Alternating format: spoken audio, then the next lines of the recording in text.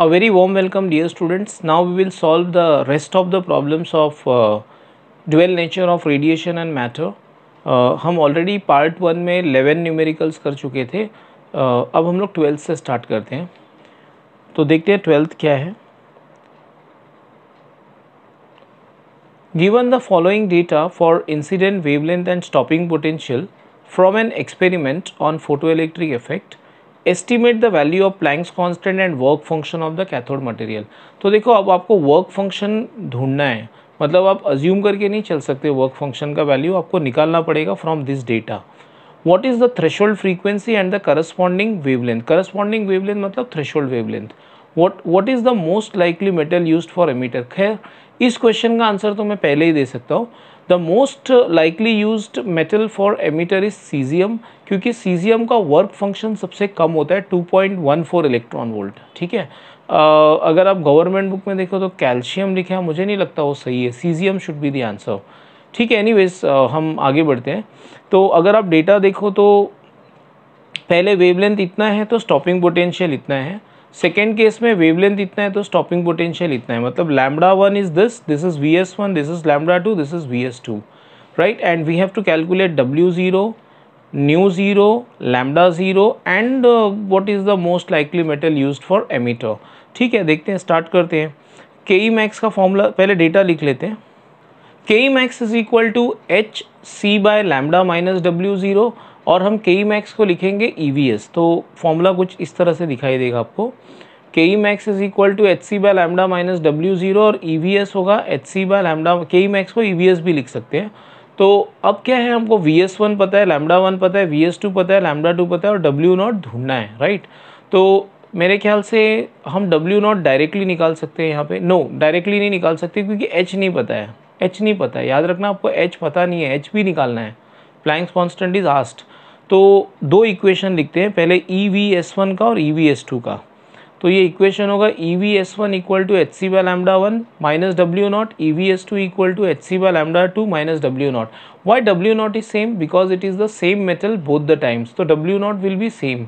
Now what is given कि हमको H ढूंढना है. तो देखो H भी अननोन है, W0 भी अननोन है. तो एक काम करते हैं, सब्ट्रैक्ट कर लेते हैं. अगर हम इक्वेशन नंबर 2 को 1 से सब्ट्रैक्ट कर लेंगे तो W0 कैंसिल हो जाएगा. And what you will get the answer like this in this format. EVS1 minus Vs2 equal to H C common bracket में 1 by lambda 1 minus 1 by lambda 2. Terms को मैंने रीअरेंज किया और फाइनल फॉर्मेट इस तरह से आया.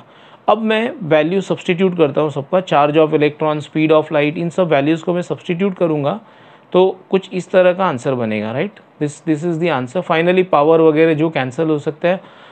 तो बेस्ट फॉर्मेट में मैं उसको मॉडिफाई करके लिख देता हूँ. This is how it will look like finally. अब ये तो लॉग से ही सॉल्व होगा और लॉग कैलकुलेशन मैंने नेक्स्ट पेज पे किया है, तो आप देख लेना ये log calculation. This is the log calculation. यही वापस वही है, log of numerators minus log of denominator और आ गया आंसर. तो आंसर आएगा 6.425 इंटू 10⁻⁻34 जूल सेकेंड. अब एक बार आपको H पता चल गया तो अब H का वैल्यू या इक्वेशन 1 में डाल दो या इक्वेशन 2 में डाल दो, तो आपको आंसर मिल जाएगा W0 का. तो let me do that. I think I will use equation number 1. Equation number 1 में H ही तो अननोन था. ओके, H अननोन था और W0 अननोन था. अब H पता चल गया तो W0 मिल जाएगा और सॉल्व करने के बाद W0 का आंसर आएगा. So you can see this is the answer for W0. ये मैंने पूरा कैलकुलेशन किया है, आप आराम से देख लेना टाइम निकाल के कैलकुलेशन कैसे कैलकुलेशन किया जाए. एंड आंसर आया 7.60. सो पहले मैंने इतने पार्ट का कैलकुलेशन किया इसका, और इसका कैलकुलेशन किया तो आंसर आया 7.603 और इसको मैंने यहाँ सब्सटीट्यूट किया 7.603 को, तो ये मुझे W0 का आंसर आ गया. और आप लोग जानते हो कि W0 को इलेक्ट्रॉन वोल्ट में लिखना होता है, तो 1.6 से डिवाइड कर लो तो आंसर आ जाएगा. बट एक बात और बता देता हूँ, जब हमको थ्रेशोल्ड फ्रीक्वेंसी निकालना होगा तो W0 को जूल्स में लेंगे, क्योंकि थ्रेशोल्ड फ्रीक्वेंसी का SI यूनिट है हर्ट्स, और अगर वो SI में चाहिए आपको तो W0 को जूल्स में रखना ज़रूरी है. तो W0 का एक फॉर्मूला लिख सकते हैं H nu naught. W0 can be written as H nu naught और ये W0 का वैल्यू जूल्स वाला डालना आप, ठीक है. तो एच भी हम जानते हैं और W0 देखो एच का वैल्यू 6.63 नहीं है, एच का वैल्यू वही डालना है जो आपको मिला था, एच हमने निकाला है इस क्वेश्चन में। तो सब्सटीट्यूट करूँगा तो μ0 का आंसर आएगा। और ऑफ कोर्स यहाँ पे फिर मुझे लॉग कैलकुलेशन की ज़रूरत पड़ेगी, तो मैंने वो लॉग कैलकुलेशन की हुई है। This is the answer. Okay, तो μ0 आ गया। अब हम जानते हैं कि speed of light is equal to frequency into wavelength. अब जब फ्रीक्वेंसी होगा थ्रेशोल्ड तो वेवलेंथ भी होगा थ्रेशोल्ड वाला वेवलेंथ, तो c को लिखा जा सकता है μ0 λ0। तो λ0 will be equal to c by μ0, और μ0 का वैल्यू हम ऑलरेडी जानते हैं, सब्सटीट्यूट करके सॉल्व कर लो, बस आंसर आ जाएगा। फिर एक बार लॉग कैलकुलेशन की ज़रूरत पड़ेगी, तो वो मैंने की हुई है यहाँ पे, आप चेक कर लेना। This is the final answer. So this is how you solve problem number 12। अब हम देखते हैं प्रॉब्लम नंबर 13। ओके, और यहाँ पे एक वो बेस्ट मटेरियल भी पूछा हुआ था। The best material for cathode और एमिटर इज सीजियम, क्योंकि work function of caesium is lowest. मतलब सीजियम से इलेक्ट्रॉन निकालना सबसे ज़्यादा आसान है। मतलब सीजियम कम एनर्जी सप्लाई करने पे भी इलेक्ट्रॉन्स रिलीज़ कर देता है। और अगर आप पूछो कि सबसे ज़्यादा एनर्जी कहाँ पे देना पड़ता है इलेक्ट्रॉन रिमूव करने के लिए या इलेक्ट्रॉन को रिलीज़ करने के लिए, तो वो है प्लैटिनम। प्लैटिनम का वर्क फंक्शन सबसे ज़्यादा है, 5.65 इलेक्ट्रॉन वोल्ट। तो बेस्ट मटेरियल सीजियम है, वर्स्ट मटेरियल प्लैटिनम है। ठीक है, आगे बढ़ते हैं। I mean with respect to the energy supplied. ऐसे next sum number 13, calculate the. अब हम लोग डी ब्रॉगली हाइपोथेसिस के सम्स करेंगे। Calculate the wavelength associated with an electron, its momentum and speed. मतलब लैम्डा भी पूछा है, पी भी पूछा है, वी भी पूछा है। Question A, when it is accelerated through a potential of 54 volt, and B when it is moving with a kinetic energy of 150। तो पहले मैं डेटा लिख देता हूँ और ए और बी पार्ट एक एक करके सॉल्व कर लूँगा। तो let me write down the data. So A part में v दिया हुआ है। अगर v दिया है और लैम्डा निकालना है तो फॉर्मूला है, अच्छा इलेक्ट्रॉन है ना, देखो इलेक्ट्रॉन के लिए डायरेक्ट फॉर्मूला लैम्डा का, तो lambda is equal to 12.27 angstrom divided by root of v, sorry v, और v हमको मालूम है 54 है। तो ये इलेक्ट्रॉन के लिए ही यूज़ किया जा सकता है, सिर्फ बाकी पार्टिकल्स के लिए यूज़ नहीं किया जा सकता। This is a formula only to be used for electron, और हमारे केस में v 54 दिया है। अब आप बोलोगे सर आपने बिना लॉग के आंसर लिख दिया, तो हाँ इसका रीज़न है। There is a experiment called as Davisson and Germer experiment, जो आपके सिलेबस में इस साल के लिए नहीं है, राइट इस साल के लिए नहीं है, सिर्फ एक साल के लिए आपको एग्जेम्पशन मिला है, मतलब आपके टाइम नहीं होगा ये।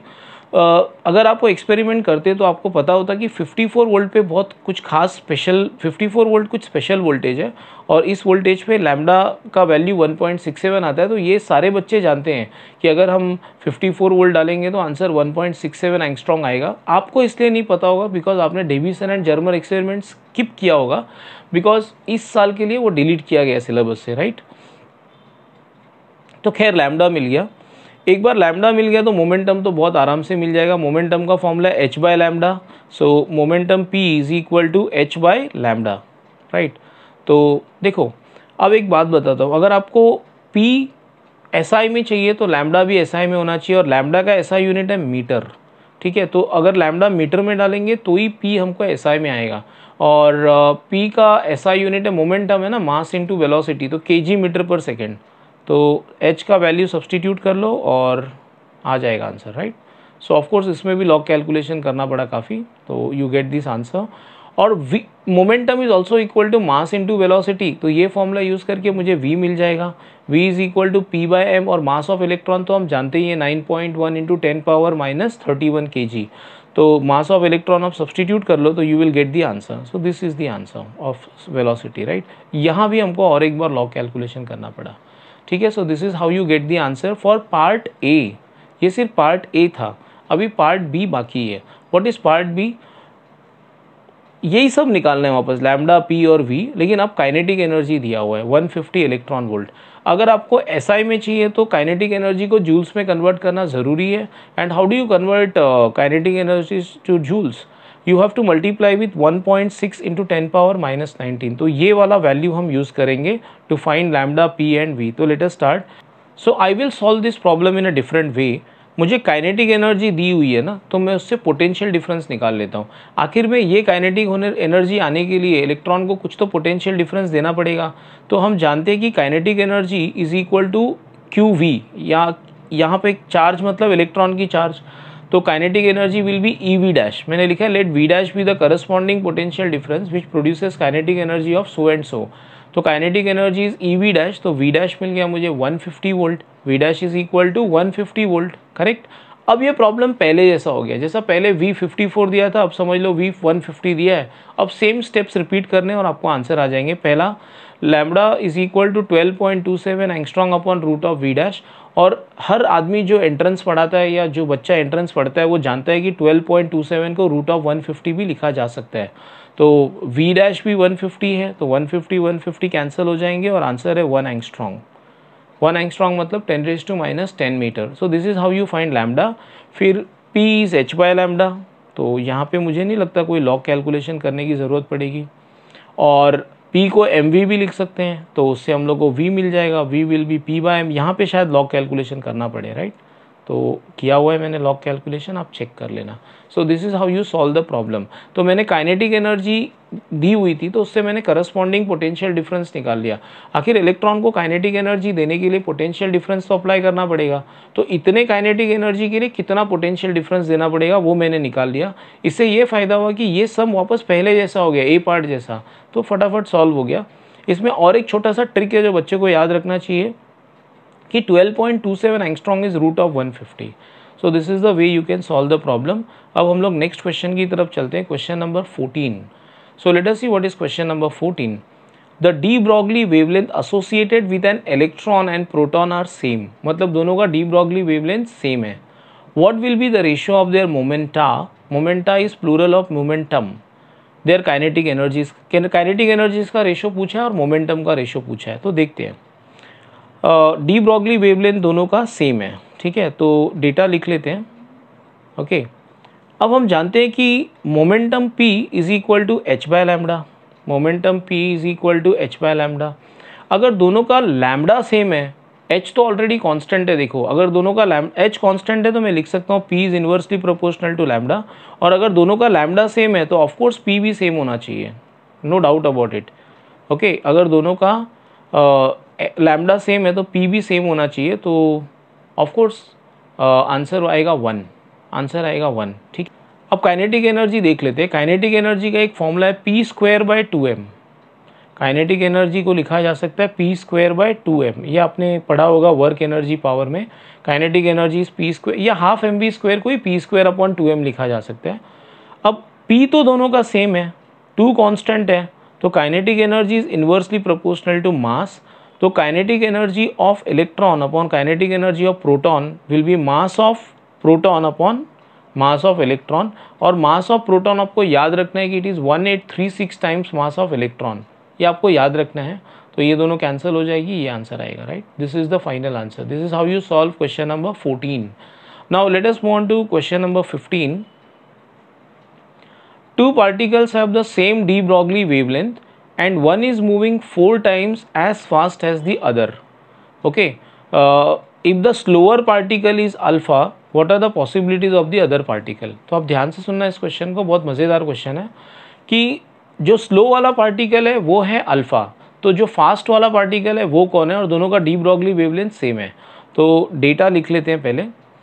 मोमेंटम का फॉर्मूला हम जानते हैं, अच्छा मैंने डेटा लिखा नहीं है इसमें क्योंकि शायद ज़्यादा ज़रूरत नहीं थी डेटा की। The momentum is given as P equal to h by lambda, we know this formula, correct. अब दोनों का लैम्डा सेम है, लैम्डा सेम है, दिया हुआ है लैम्डा सेम है, डी Broglie wavelength is the same. अगर दोनों का लैम्डा सेम है और h तो ऑलरेडी कांस्टेंट है तो P भी सेम होगा, तो मैं लिख सकता हूँ कि P इज़ कांस्टेंट, तो मैं लिख सकता हूँ कि mv is constant, mv constant मतलब m1v1 is equal to m2v2। मैं मान लेता हूँ कि 1 वाला जो है सफिक्स 1 वाला पार्टिकल वो अल्फा है और सफिक्स 2 वाला है तो वो अदर पार्टिकल है, कोई भी पार्टिकल है, पता नहीं कौन है, राइट। अब ध्यान से सुनना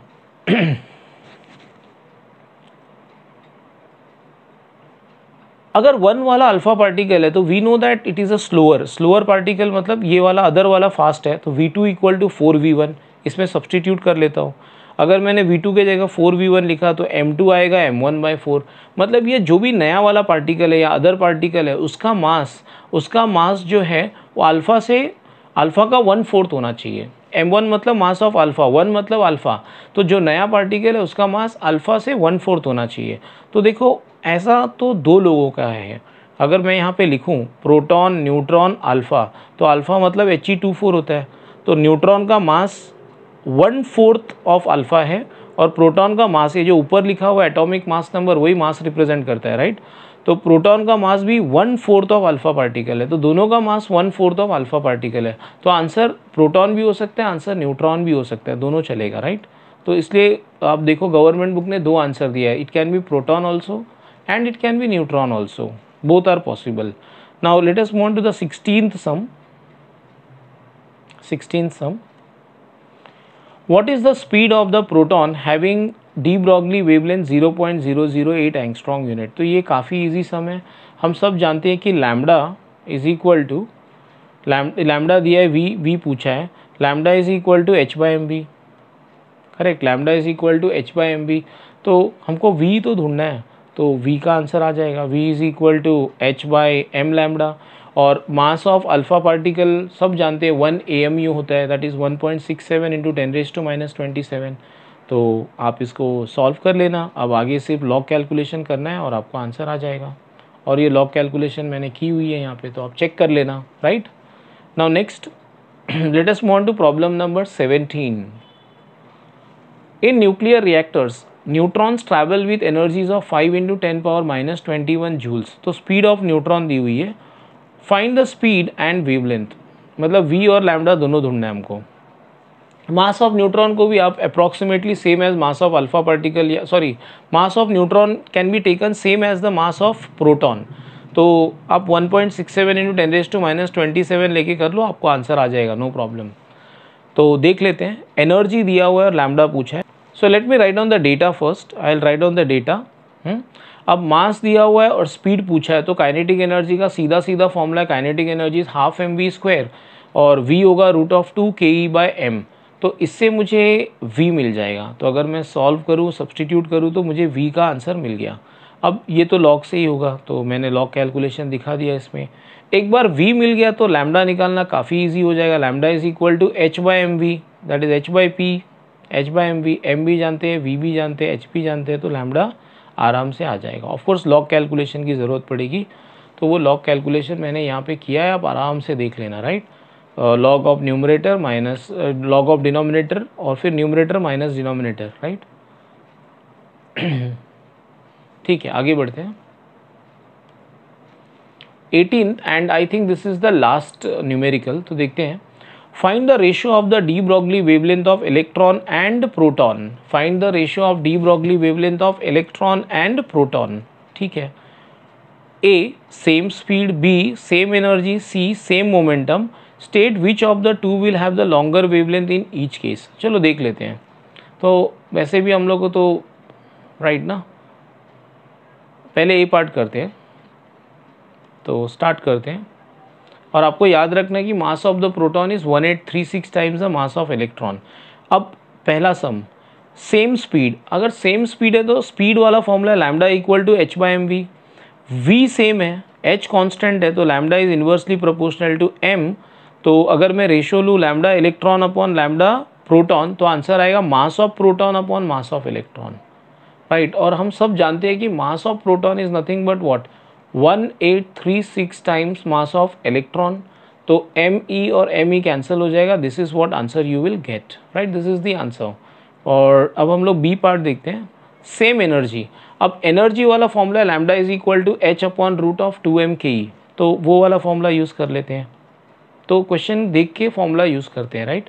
अब लैम्डा का फॉर्मूला आएगा h अपॉन √2m ke, और m हम जानते हैं, के ई कॉन्स्टेंट है, एच कॉन्स्टेंट है, तो lambda is inversely proportional to √m। अगर इन्वर्सली प्रोपोर्शनल टू √m है तो lambda electron upon lambda proton will be root के साथ, रूट भी होगा साथ में, mp अपॉन me, तो √1836 आएगा। अब इसका रूट निकालने के लिए आपको फिर एक बार लॉग यूज़ करना पड़ेगा, तो आपको आंसर आएगा इतना 42.84, ठीक है। अब लास्ट वाला क्वेश्चन, सेम मोमेंटम। अब सेम मोमेंटम के लिए lambda is h by P, same momentum तो लैम्डा विल बी सेम, तो दोनों का लैम्डा इक्वल होगा, okay, lambda is same for both, क्योंकि यहाँ सी पार्ट में अगर आप ध्यान से देखो तो पूछा था state which of the two will have the longer wavelength in each case. तो लैम्डा किसी का भी बड़ा छोटा नहीं होगा, दोनों का लैम्डा सेम होगा। ठीक है, अगर आपको इसके फॉर्मूलाज चाहिए तो आप मेरे ऐप से डाउनलोड कर, आप मेरे ऐप से ले सकते हो फॉर्मूलाज। और मेरे ऐप का नाम तो आप जानते ही हो, physics with professor Ram Sharma. Not only that, उसमें 30 टेस्ट पेपर्स भी मैंने रखे हुए हैं जो सारे बच्चे फ्री में लिख सकते हैं। ओके, सबके लिए फ्री में है वो, तो कोई भी अटेम्प्ट कर सकते हैं और देख सकते हैं कि उसके कितने मार्क्स आ रहे हैं, कहाँ पे वो, उसका फ़िलहाल क्या सिचुएशन है पढ़ाई के मामले में। इसलिए मैंने वो टेस्ट पेपर रखे हैं, उसमें नेगेटिव मार्किंग है, जैसे कि एंट्रेंस एग्ज़ाम होता है एग्जैक्टली उसी तरह का पेपर बनाया हुआ है, right. So now I will also tell you one more thing. भले आपको ये लगाओ कि अरे ये सब तो बहुत ईजी था सब, राइट, ये सब ईजी था इसलिए क्योंकि मैं ऑलरेडी लॉग कैलकुलेशन करके लाया हुआ था। आई एम टेलिंग यू, अगर आप खुद से लॉग कैलकुलेशन करोगे तो आपको रियल पता चलेगा कि मतलब आप कहाँ पे रॉन्ग कर रहे हो, आपसे क्या मिस्टेक हो रही है। इसलिए मैं लॉग कैलकुलेशन करके लाया हूँ, ताकि अगर आप खुद से सम सॉल्व करो और आपका कुछ मिस्टेक हो सकता है, हो गया फॉर एग्जांपल, तो you will have an option of checking कि आपका क्या मैच नहीं हो रहा है, राइट। ये तो आप मेरे वीडियो के साथ हमेशा मैच कर सकते हो कि आपके आंसर और मेरे आंसर, आपके लॉग कैलकुलेशन मेरे लॉग कैलकुलेशन सेम जा रहे हैं कि नहीं। So please remember that you should practice log calculations on your own. So thanks for watching the video.